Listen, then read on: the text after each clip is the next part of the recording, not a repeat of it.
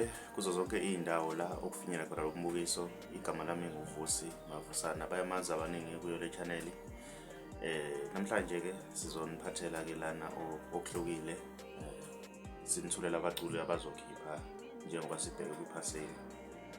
Ubahubhe laphana kwinsizwa yaseJolvet, siyakhumbula ukuthi abalandeli bayicela ukuthi kufanele uthini ibakhiphele futhi nomculo we-gospel. Shilo-ke laphana uthi uzokhipha i-EP yakhe njengoba sibheke ku-Good. Khiphile ikhava yakhe ehamba nesihloko esithi Bayede.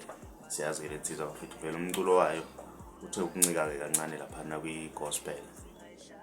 Shilo ukuthi phambi kwakusasa kungenzeka sikhale abantu bathole umculo okumculo we-gospel. Be-specific nje washo ukuthi i-gospel maskandi le azoyikhipha kuyena ubahubhe lo ojwayelekile simazi. Ake sidibane laphana kwi-comment section ngizwe uvo lwakho ngalolu daba ukuthi wena ngabe kuthini okwakuphawula.